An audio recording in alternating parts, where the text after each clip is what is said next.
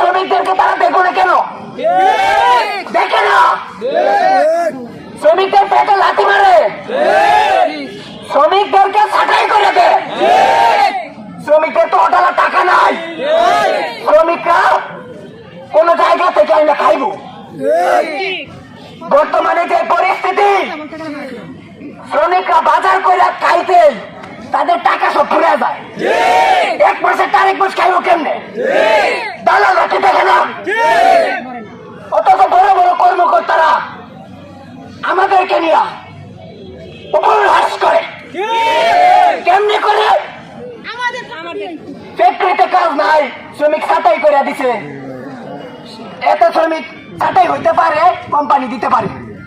আরে আমরা কি সারা বছর কাজ করে দিই? 3 মাস যাবত আমাদেরকে কোম্পানি টাকা দেয় না, সরকারি লোক নাই।